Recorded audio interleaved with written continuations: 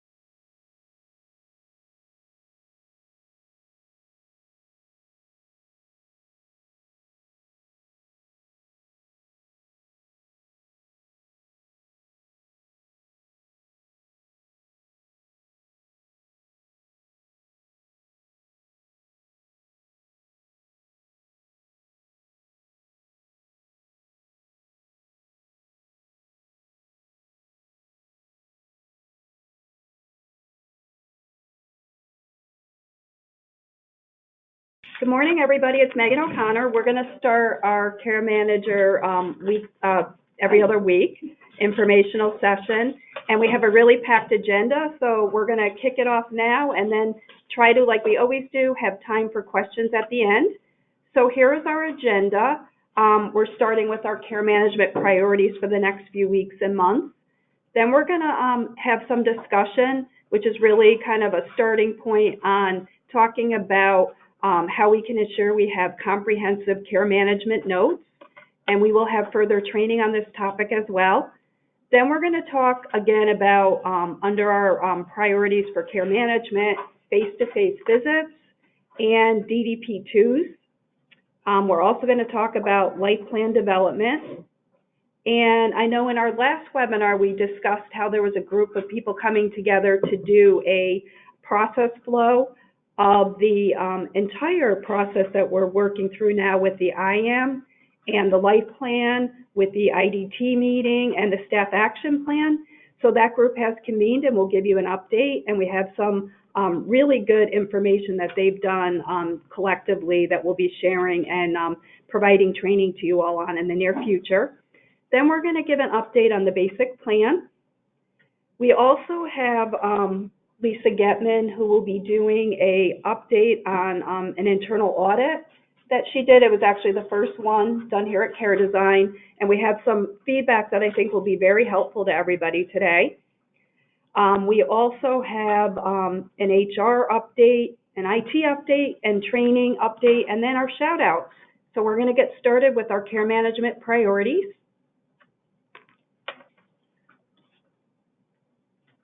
Okay, so for care management priorities for this quarter, quality care management notes is really one of the areas we'd like to have everybody focus on.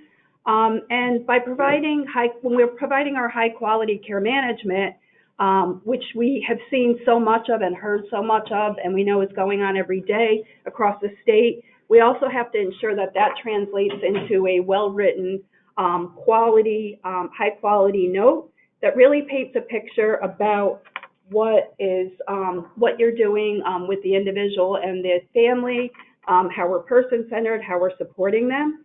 And notes need to be done in a timely way. So they need to be entered into Medi-Sched within 24 hours of services being rendered generally. We do recognize that there may be some specific and rare situation where that can't be done, but it's very important for us for continuity, so that we can make sure that if someone has to go into the record, we know exactly what's going on and what's going to be the most helpful for the individual, and that someone else could potentially cover if needed and not have to be hunting down information. So it's really critical to be timely with your notes and making sure that's in Medi-Sched with the 24-hour window that we're striving for here. We're also going to be providing training next week. The Lessons with Lori is going to cover two topics, one of which will be quality care management documentation. And we provided some examples of really high quality notes and also some that have certainly some concerns or need improvement.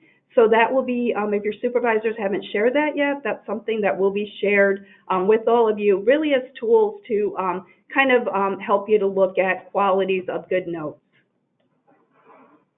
Along with professional communications, email communications is just another reminder we want to give. Emails are part of professional communications as well, and they must be they're in people's records, and may be something that could be audited or looked at by outside agencies as well. So we want to make sure that you are including professional language, using the subject line preferably to put what the topic is, making sure you have a message that is written professionally, and not assuming that the person knows what the topic is.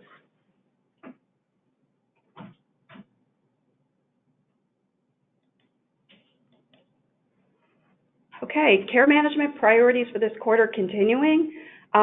We want to ensure that face-to-face visits are done as early as possible in this quarter. I know we've discussed this in a few of the webinars, and October is flying by here. So we really want to make sure that everyone's focusing on trying to do as much of the face-to-face visits, as many in October and early November. We all know how crazy things get as we start to hit Thanksgiving and all the other holidays that occur in December. So let's try to avoid that mad scramble and also potential weather concerns that happen, as we get later into the winter. So please do face-to-face visits as early as you can. Hopefully, many have been done already in October.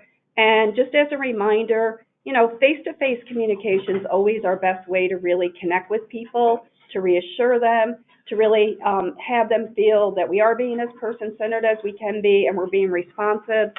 So they serve really a key purpose.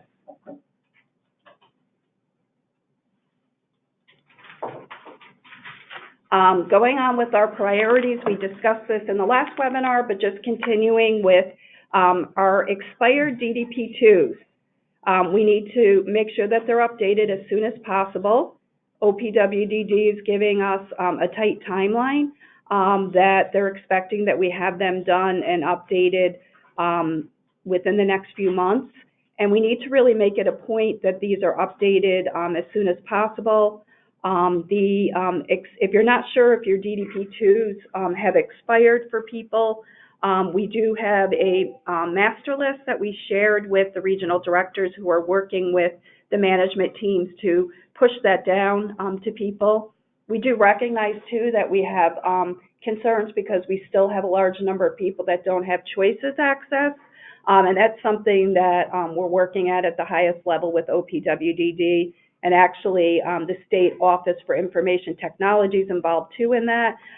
So it's something that we're really trying to push forward. For now, I think we have to continue with our workarounds that we have and trying to do the best we can with making sure that those that we're accessing and able to get information we need through choices by key people, your key colleagues and managers that have access that can help. So we really want to thank everybody that has been helping with the choices access, and thank you all for prioritizing the DDP2s just as part of your work that you're doing, on a day-to-day basis. Okay, I'm going to turn it over to Lori Liptak. Lori's going to talk about life plan development. Hey, good morning, everybody. This week, I know you guys have been sending me an absolute ton of emails about POMs and IPOPs not populating over into the life plan. So we've been on the phone all week long with the lead software engineer, and an update has been made that we believe is going to correct this. To update your Chromebooks to the latest version of the IAM app, there's a little bell icon on the bottom of the right-hand side of your screen. It's really teeny tiny. Click on that, and that should update it. The current version should be 20248. That's 20248. What this fix is supposed to do is fix the POMs and the IPOPs that were not crossing over into the life plan, and it is supposed to stop the DME, the durable medical equipment area, from crossing over into all of the other IM assessments that you are working on in your Chromebook. So for the DME that has been crossing over, it's not going to eliminate the information that crossed over. You're going to have to delete that out. It's supposed to stop it from continuing to cross over, just so you know that. Also, there has been complaints that if you use other, that it erases out any other goals in the different areas that you're working on. You're supposed to, if you're trying to add another goal, what you're really supposed to do is use the add additional key. That will stop that. The other is for those items that are related to the goal that you're already picked and are working on. If you want to add another goal, you have to use additional. Otherwise, it's going to continue to delete what you've already put in there. And finally, I have one last quick update for you. On the IAM assessments, once they start populating over to your life plans, some of the choices will automatically generate a task on your calendar. I've been asked questions like one task was to schedule colonoscopy, but the RN that the facility has been clear that that's not going to happen for a variety of reasons. That's okay. Just on that task, document that conversation and mark it non-billable and then just close it out. That's all you have to do. But you're just documenting that the conversation was had and the offer was made. I think that's it for IAM. That was a lot. Okay, thanks, Lori. You're welcome. Okay, so continuing on, I mentioned earlier that we had the process flow work group. Folks met here in Albany last week. We had a small group, but a really great group that really all brought different skills and experiences to the table. They literally spent pretty much the entire day going through, there were charts all over on the walls and just breaking down and trying to be as helpful and as granular as possible so that we could really come up with our best way to provide guidance to everybody here, tracing through the workflow from the IAM interview and then the IDT, the life plan, the staff action plan. So a lot of work was done. And we do have a PowerPoint that's just getting tweaked. And I believe the week after next, the topic for Lessons with Lori is really going to be on this process flow and sharing this information and guidance with all of you. So definitely that will be very helpful. And again, it'll be the week after next, Lessons with Lori, Tuesday and Thursday. You can pick one of those to participate in. And I think you will all, greatly benefit. We all will from the work that everybody did in that group. I'd really like to thank the group members that participated in that too. And you'll get to see and hear from them directly when they present in the training. So good news. Okay, a few other OPWDD updates. Some of these are reminders, but we do have some bit of good news that I know everybody here will be happy to hear. So starting with, everyone knows the time frame to comply with Tier 4 caseload requirements was extended to the end of December. And I just want to stress that we're all working very hard, especially our HR folks and recruiting, to bring in qualified care managers that we can start and add into our composition of our care management team to assist with our focus on adjusting caseloads. And very much that's a huge priority and it's going to continue to be through this month, November, December, and obviously ongoing. So Willowbrook class, again, always the 1-to-20 ratio for the health home care management at all times. And for staffing policies for individual supporting folks in Tier 4, each CCO has to submit to OPWDD a plan for Tier 4 compliance. We have till the end of November, and that's something that we're actually going to be meeting on within, I believe, early next week, and trying to fine-tune our approach. We have had meetings with the other CCOs as well, so we will be updating everybody in the near future. And the thing that I referenced as good news is that anyone that has a Tier 4 individual on your caseload, we just found out late in the day yesterday that OPWDD is going to be sending us something in writing that gives us extended period of time for life plans for people that are Tier 4. So now the Tier 4 requirement for life plans has been moved from the end of this December to the end of March 2019. So, I mean, that's excellent news. We weren't sure that we would really hear that, and we're very happy.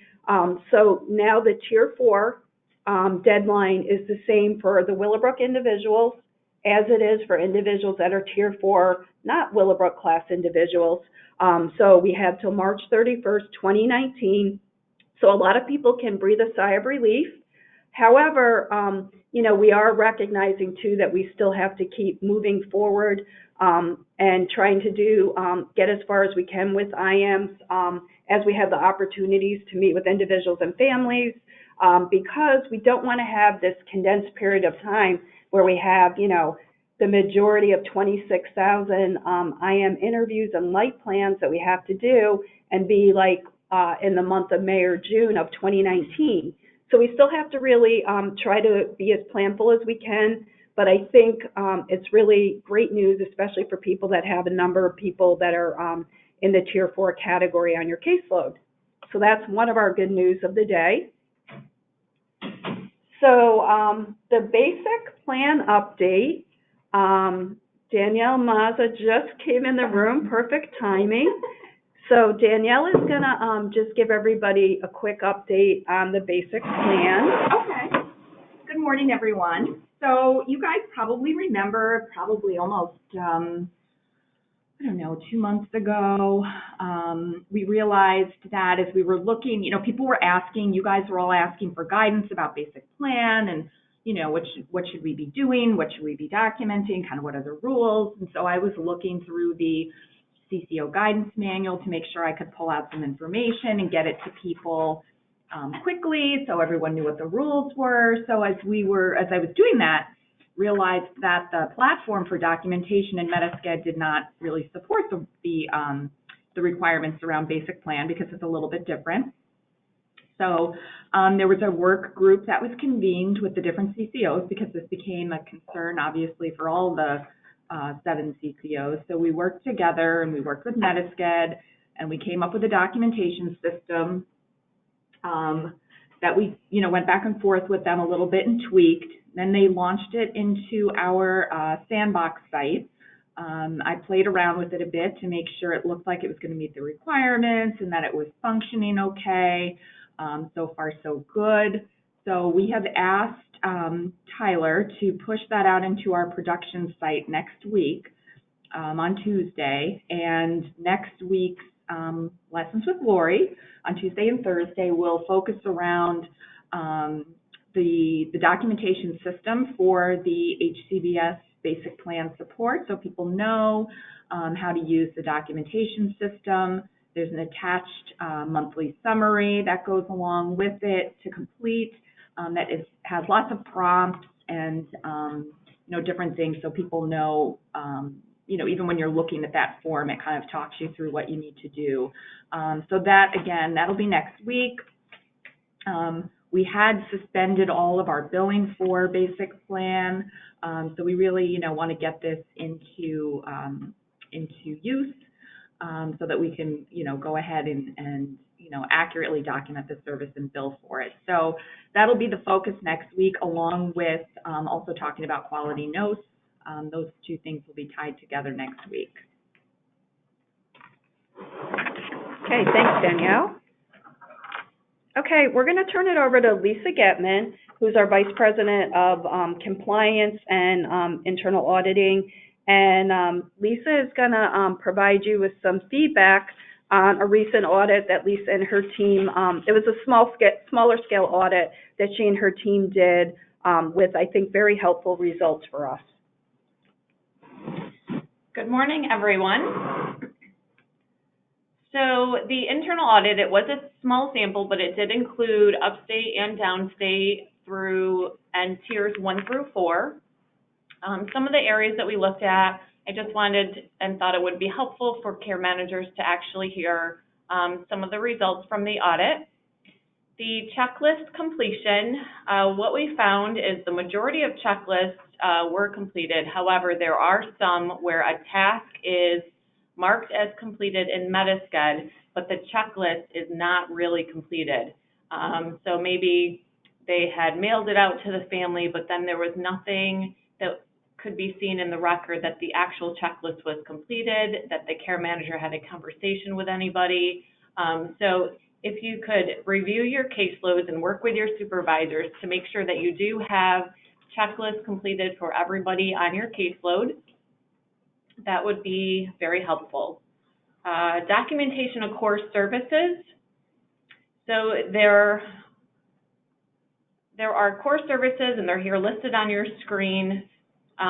It seems that what's happening is everybody is selecting that comprehensive care management regardless of the activity that they're doing. So I just wanted to bring to everybody's attention that there is more than one core service. I know Lori recently, in one of the lessons with Lori, did go through the core services. So just think about what service you're providing and where the best link for that core service is. One of the examples that we came across, there was a very nice note by a care manager that indicated an individual was inebriated. She talked to him about the interactions that alcohol has on his medications, the follow-up that, he should be doing. And, it was a very nice note, some good care management activities. And that really the best link would be care coordination and health promotion. But that one kind of fell under the comprehensive care management because it's, the first one in the list, and that seems to be what everybody's picking. So the face-to-face criteria, so some good news here. The face-to-face for all Tier 4 was met in the sample. As far as Tiers 1 through 3, we did have a couple that we did not meet, and I think, as Megan described earlier, it looks like they were just cases where the care manager, it was at the end of the quarter, and then you're trying to schedule that face-to-face visit, and they couldn't get a hold of the family. So to Megan's point earlier, don't wait until the last minute and start those, at the beginning of the quarter. In regards to the quality of notes, there were some very fantastic notes that we found. Certainly some that just gave you goosebumps reading because the care management activities were so great. So kudos to all of those staff that did those quality notes. But some things that are included in the higher quality notes, they were very descriptive of what was discussed. It really gave a nice, clear picture of the conversation that took place, as well as the discussion, coordination, oversight of supports and services. So even though I was not there, I felt like I was there because the notes were written that well. It indicated it was a face-to-face and the location of the visit, as well as who was there. There was a clear purpose of the meeting. If it was a contact, if contact was a meeting or face-to-face. I have no idea what I was saying there. Okay. Person-centered service delivery and documentation. There was evidence that the care manager was aware of and sensitive to the things that are happening in a person's life. And some notes, it was very clear and very nice to see that there's a very positive and supportive rapport between the person and the care manager. Some of the lower quality notes, a lot of grammar and spelling errors. I know there's not spell check in Medi-Sched. Some of them were much, much worse than others. Personal opinions, if you can avoid putting personal opinions in the notes. The location of the face-to-face is not included in the note. And no follow-up need was included in the note, but if you read the note, it identified lots of issues. So if you're identifying issues, there should be some follow-up, whether it's care management activities or individuals follow-up, but we should be able to see that here's the issue and here's how we're going to try to resolve the issue. Some other documentation issues, the day and time of service. So there are, I think, just some mistakes here in which the care manager selected Sunday instead of Monday. Same would apply for the end of the week. Make sure you're selecting Friday instead of Saturday. And everybody knows that the time defaults to midnight, so you have to change the time of service. So if you could try to be mindful about the time of service that you are providing the service delivery. Because right now in Medi-Sched, we have a lot of face-to-face visits occurring at midnight, which, and incomplete notes. So recently we did find that there are one sentence, I call them one-liners for notes, or they are only a fragment of a section. So those notes really are incomplete, and hopefully the supervisors are working with the care managers to improve on those notes. So in conclusion, despite the challenges, I do think that care managers, they have a lot of commitment to those that they support. It's really great to see. There's some great care coordination activities taking place. Good communication with individuals, families, and providers. Referrals are being made for appropriate services.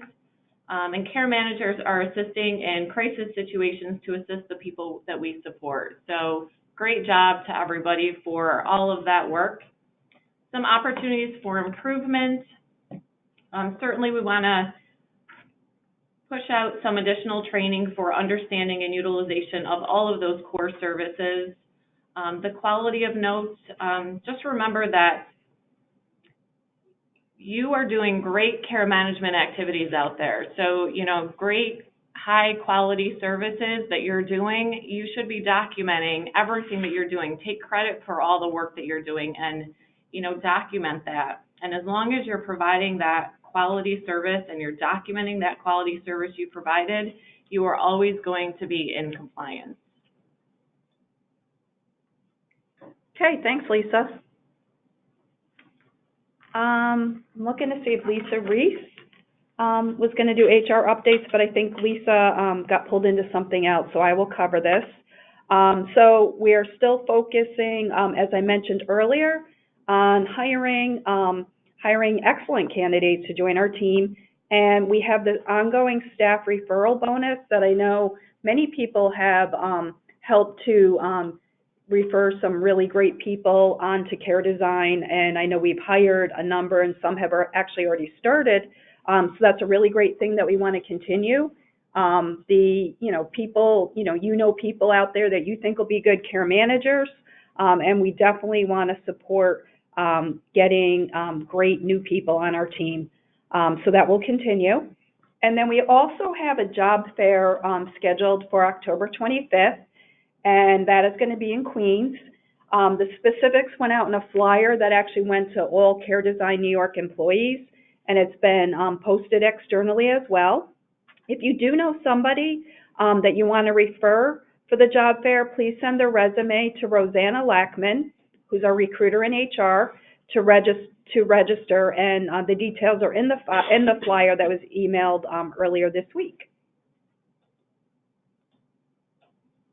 Okay, here's the other good news that I wanted to make everybody aware of. I know in the webinars, often we hear from people who are sharing concerns we've had with working with OPWDD and the regional offices as it tied to our electronic communications and the Mimecast challenges. I know some of the regional office staff were not opening up emails that we were sending, or not opening up attachments because they were saying there were error messages, or it takes too long, they don't have the time for it, etc. So Jim Brown, who oversees our IT department, has been meeting with OPWDD and also the Information Technology Services Agency, and they have resolved, as it ties to our communications with OPWDD only, but they resolved the secure email issue between Care Design New York and OPWDD. So now, for any email communication that you send to anyone at OPWDD, that will automatically encrypt itself, kind of behind the scenes. It'll be a forced encryption. You do not have to do anything on your end. They will not have to do anything on their end, and we don't have to put encrypt on the subject line. It will automatically take care of encrypting through some forced feature between our IT structure and their IT structure, essentially. So that's great news. And so again, I just want to highlight that's for our communications with OPWDD. And obviously that's extensive because we are always on a daily basis, hourly basis, emailing them. However, that does not take care of any other outside emails that are going out. So again, for any emails that have PHI, you still need to put encrypt if it's not going to, in the subject line, if it's not going to OPWDD. But this is really, I think, very great news. We're really happy to have this solution. It's been tested too, so you can start using that effective immediately. So good news there. Okay, I'm going to turn it over to Nancy Shea now, our Director of Training, to cover our training updates. Okay, good morning, everybody. We rolled out 2 mandatory trainings this week, CDNY corporate compliance and choking and aspiration. So you should have received an email to go into Litmus and take those 2 courses. If you have any questions, you can always email the training@caredesignny.org site. Also, in relation to the mandatory trainings, I personally sent out about 100 emails this week to people who have not completed their encryption, email encryption Litmus course. It literally will take you about 2 minutes to do. This could have a tremendous impact on us from an audit perspective if that is not taken. So I ask you, please, if you received an email from me, to go in and do that. Also, you should be looking at your assigned courses, and if there were some people who struggled with a couple of different courses, getting stuck, keep in mind it's still your responsibility to make sure those courses are completed. So reach out to your regional training specialist.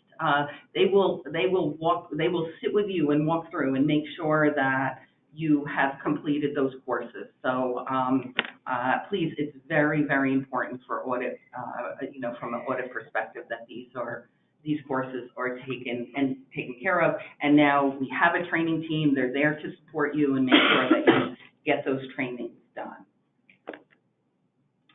The new, I put new in quotes because some of us feel pretty veteran and not so new, but employee orientation continues to be mandated for all care management staff. We did make a slight change. It was a 3-day program, which involved 1 day was focused on HR updates and meeting department heads, and then the other 2 days are focused on the skill building areas that are required by OPWDD that all care management staff receive training in. So what we are doing for anybody who's hired after July 1st will continue to sign up for the 3-day mandatory training. Those of you who were on board before or transitioned on July 1st, you will have the option of attending the 2 days of the curriculum content, the 10 skill building areas, and take a 2-hour HR webinar, which will cover the HR component that is being recorded, I believe, on Friday. So I should have more communication on that for you next week as to when you're available to do that.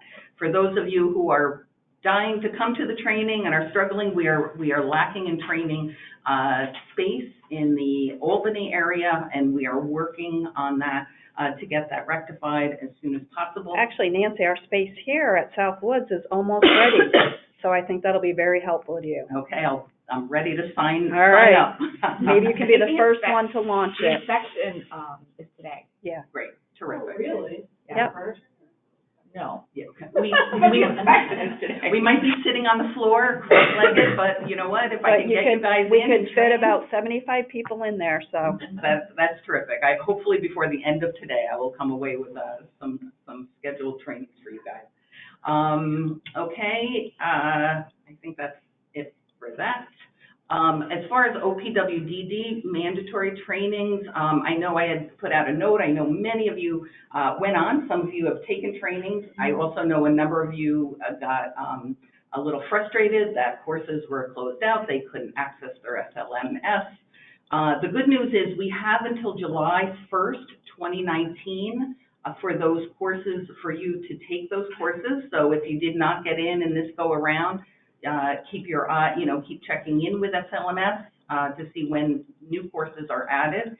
The benefits entitlement, which used to be 1 course, is now 4 mini courses, which is good in some ways because it's targeted information. From a record-keeping perspective, from our end, it is a nightmare because now we have 4 additional courses to track times 800 plus care managers is a lot of tracking. So, but we continue to advocate with OPWDD. We haven't given up hope that maybe they will give in to our wishes and give us the files, and then we can put it on our own litmus, but that is not the case yet.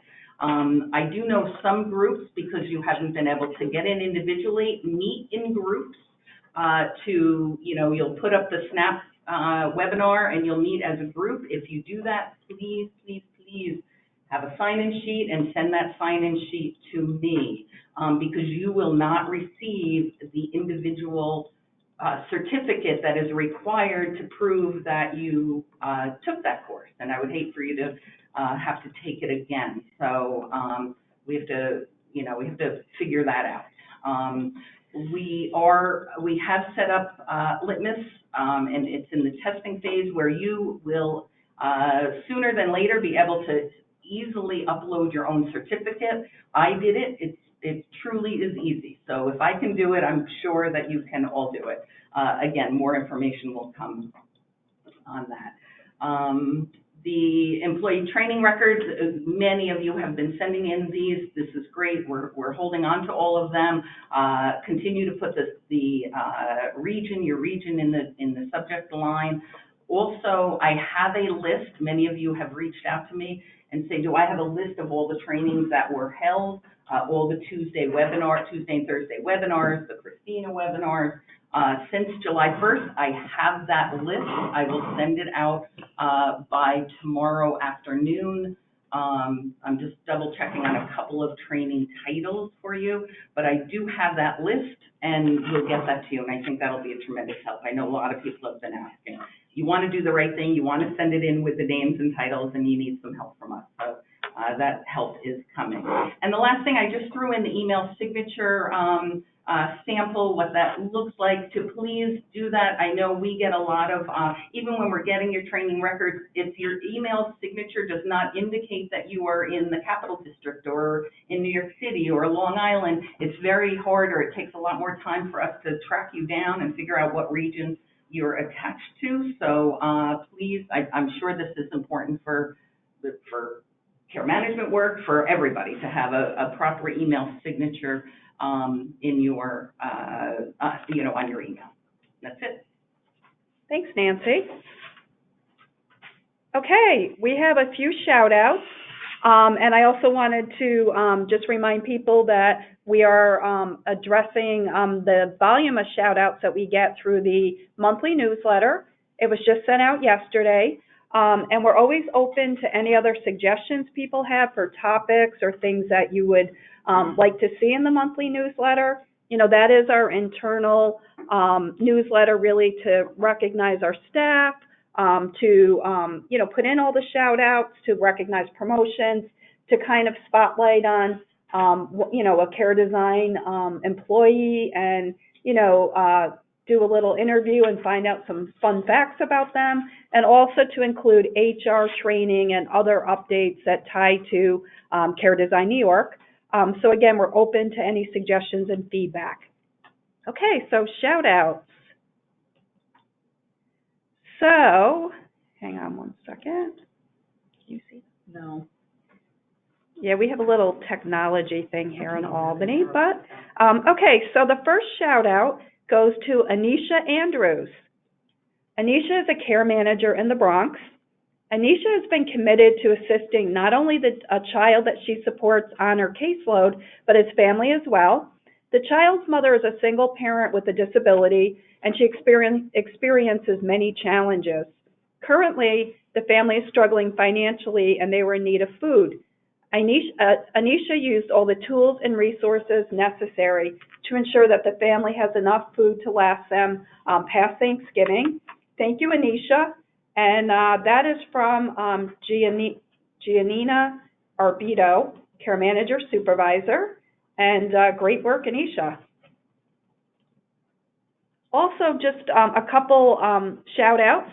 This one is to Louisa Yus Roche. And Louisa is a regional director in Long Island.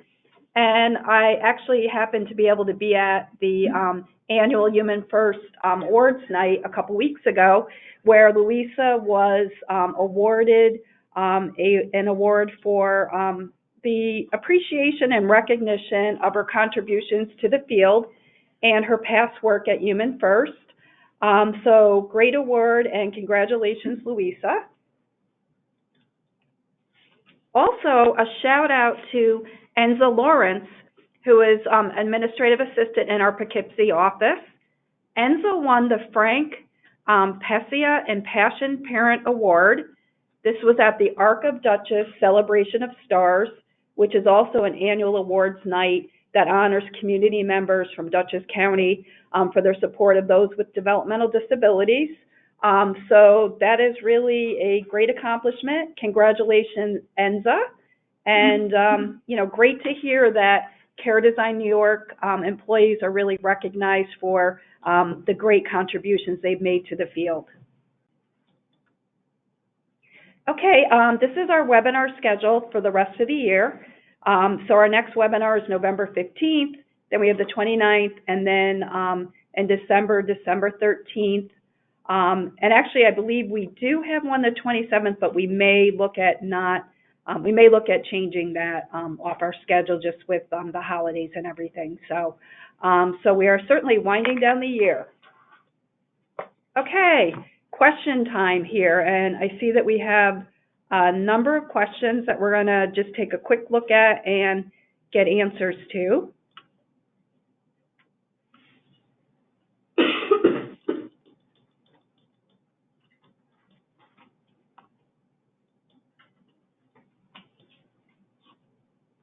Okay, here's a question on DDP2s and expiration.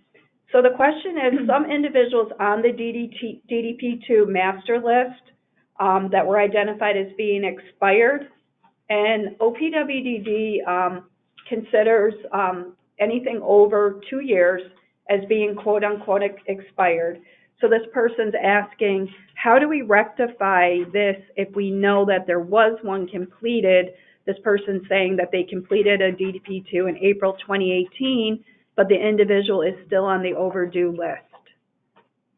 I mean, I think if you have your choices access, you go into choices and you look at the, you know, the tab inquiry, and I think it's towards the bottom of that report. It will show you the last completed DDP2. Individual. Yeah. The inquiry is called individual. Yeah, the individual inquiry. At the very end. Yeah. So I know that, you know, some other folks here have seen some of that from a disconnect standpoint. So I don't know if, you know, the information that's coming over on the report that we're running here with our data analytics folks, I think we'll have to dive a little bit deeper into that as to why those numbers, you know, those dates aren't really lining up. So if you're aware of those, you know, bring them to your supervisor's attention, that, you know, in choices that, you know, they're showing a more recent DDP2.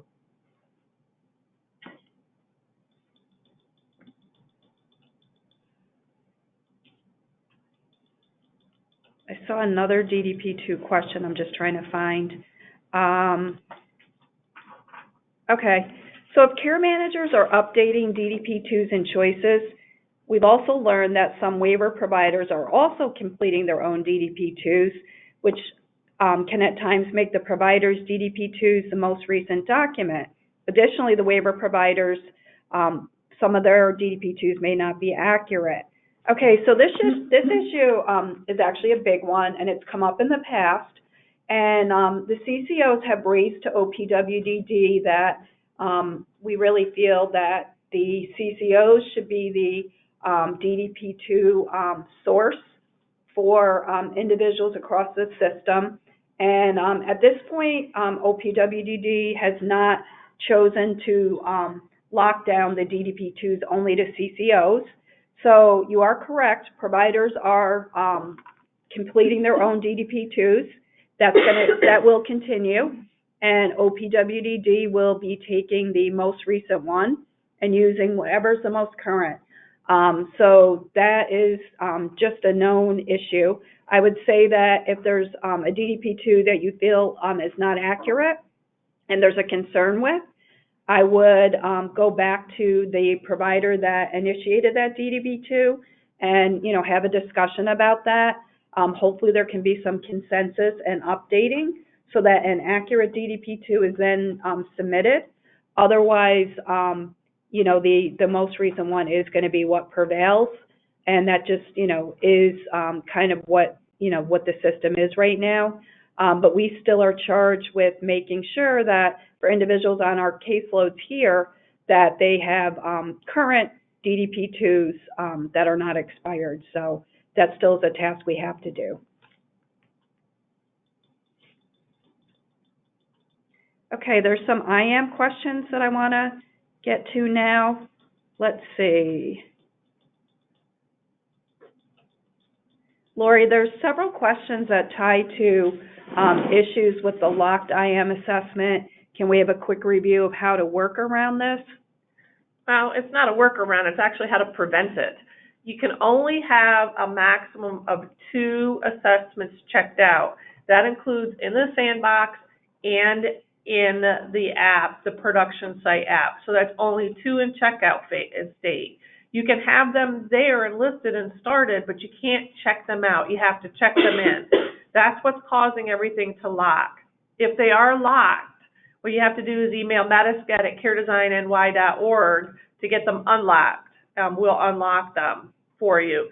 The reason why we're kind of centralizing it is because we're monitoring any issues beyond checking out to see if there's anything else causing the lock status.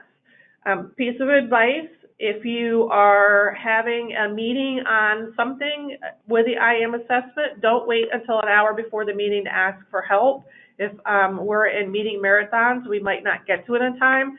Be proactive, check it the day before, and make sure that everything is checked in except for the 1 or 2 that you're going to work on. Okay, so Lori, one more time, can you just let everybody know the email address if your IAM is locked? metasced@caredesignny.org. That's metasced@caredesignny.org. Thanks, Lori. You might want to stay here. It looks like there's more. Here's a question. After completing the IAM assessment with the person we support, is it a billable activity? Yes, it is a billable activity. And just on that note, remember, you should be logging all your activities. So so you can list that as billable in person.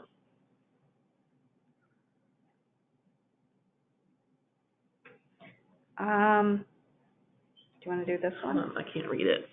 Do the plan writers have to use every support that is chosen by the team at the IAM review, or can they choose the most applicable?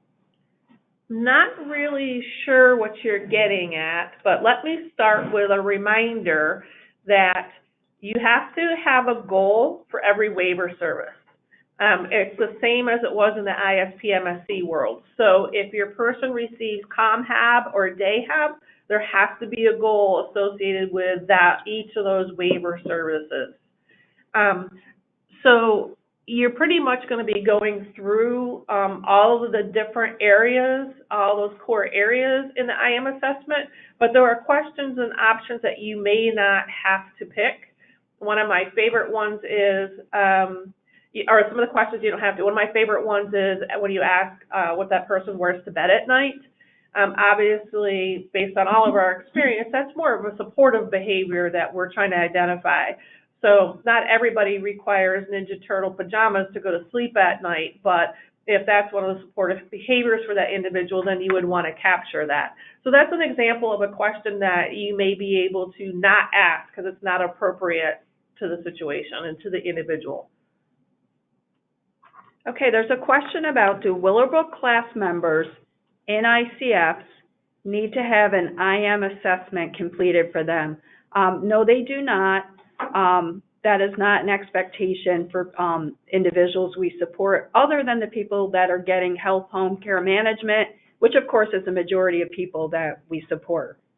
So the Willowbrook individuals that are in ICFs, we do not have to do an IM assessment. They have to have a life plan, right? They have a CFA, Comprehensive Functional Assessment. Okay.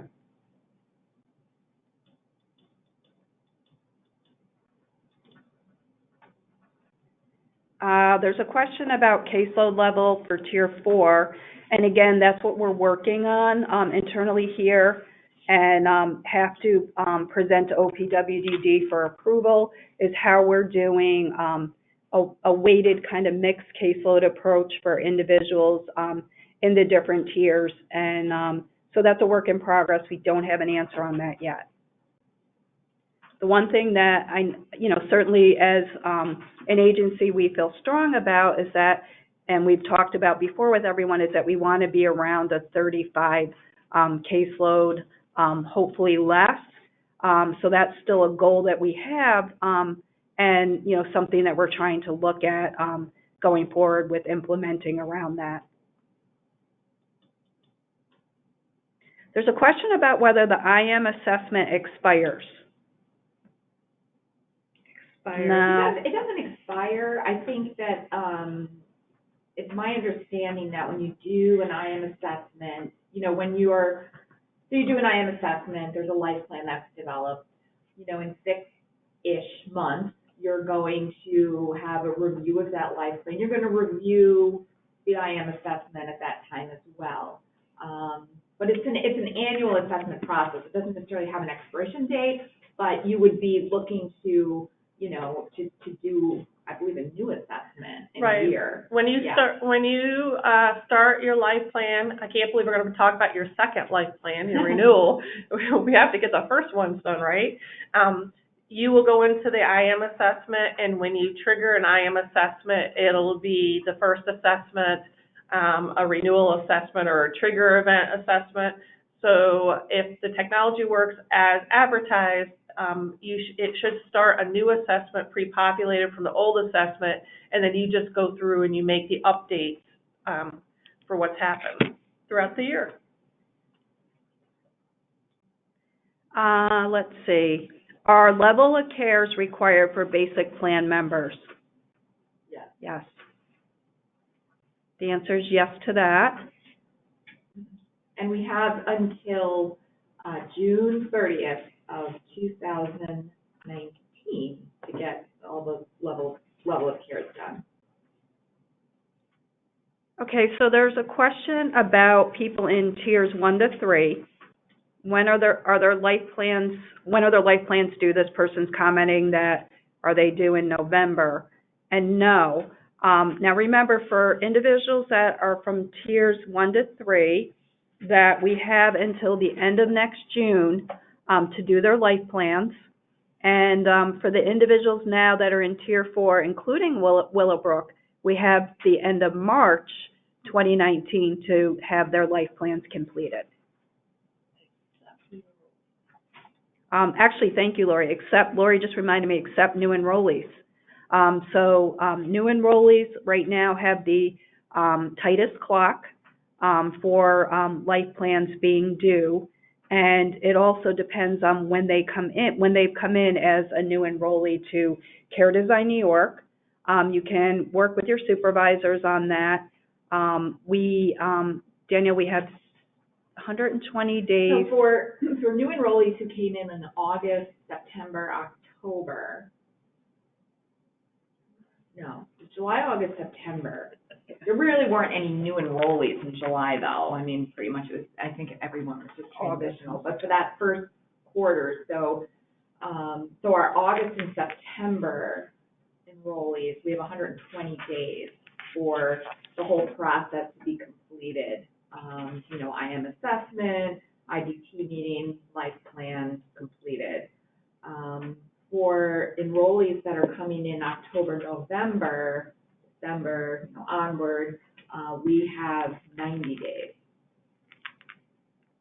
Thanks, Danielle. Okay, someone's asking about overtime, and that the IM assessments the IM interviews are taking a long time, along with all these meetings and other deadlines that people have to go through. And certainly our approach to overtime has been that, talk to your supervisor. Supervisors can approve overtime because we do recognize that, we have caseloads still that are, higher, than, the goal that we have of, getting those down. And also that people have IM, meetings that take, could take a couple hours, and many things going on, so that we recognize that there may be a need to approve overtime. And we want that to really be something that obviously the supervisors are aware of and there's discussion about. But we definitely recognize that there is going to be a need in some cases that we need to do that.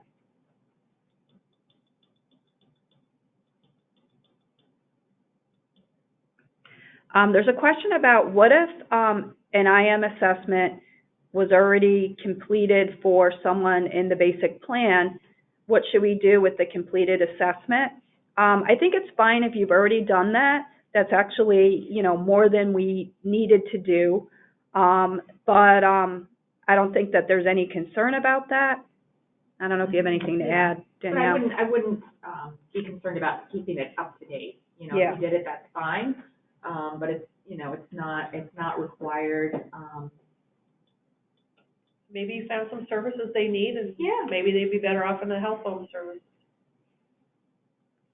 So there's a question about please explain how the information in the life plan will be generated for people that are in basic if the IM assessment is not required for these individuals. You want that one, Lori? Yeah, and we'll go over this next week more in the training, but anywhere that there's anywhere that we're collecting most information in the IAM assessment, there are places to collect it in Metascat already. Some of them may not be turned on for your view, and that's something that we'll identify as we move into the new process for the basic. But as far as any goals that may have been identified, you can manually type them in. The contacts can be manually typed in. All of that information has places to manually type in, and we'll definitely touch on that in more detail on next week with Lessons with Lori and Danielle.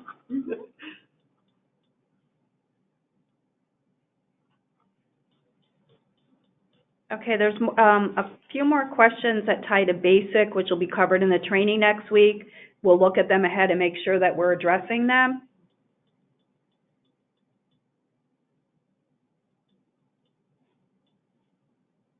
All right, there's a comment that there's been times where when I save care management notes, then try to retrieve them to write the face-to-face visit in, the time changes from the time I had entered prior. If you change the task in certain fields in the note, it will change the time. It will keep the date, but it will change the time. And that's a quirk of the system. So just like anything else, before you hit complete, proofread it, and then just make sure everything's correct. Okay. We're going to do one more question since we're just about at 10. So there's a question about, do we still need to encrypt for other outside agencies and families with anything that has PHI? The answer is yes, you do. The information that we provided earlier, where you don't have to put encrypt in the subject line, only ties to OPWDD and emails that we're exchanging with anyone through OPWDD.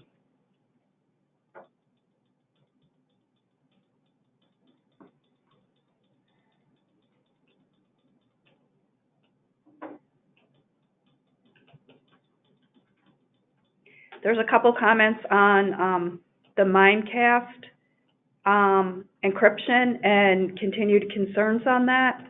And I know that in specific situations, what we're asking people to do is to get the information, keep your emails where you might have an outside agency or somebody saying, I can't open it, there's an error, whatever the issue is. And then we're working with Help Me at caredesignNewYork.org to kind of walk through and try to troubleshoot those situations through. So please definitely reach out to Help Me at caredesignNewYork.org so we can try to continue to address those. And Megan, the Chromebook Focus Group has definitely found some reasons that that's happening, and we can communicate. Sometimes the email is forwarded, and you try to open it in a forwarded place, and then it will not work. So you have to go to the original document. So there were a couple of things. There's also, just a reminder in the Chromebook Chronicles on Litmus, how to do that Mimecast. And I think sometimes people think they know and they're doing it right, but if you follow that step by step, it tends to work. Thanks, Nancy. And just an update too, as we close out, that the Chromebook Focus Group has done some really great work, and we should have some information to share with folks. Nancy, do you think for the next webinar? Yeah. In 2 weeks? Sure. Yeah. Okay. All right, everybody. We're at 10 o'clock, and we want to be respectful of everybody's time. So thanks, everyone, for joining us, and we will send the PowerPoint out later on today. We are also going to work on getting a summary, too, out to everybody from this meeting as well. So have a great rest of your week. Bye-bye.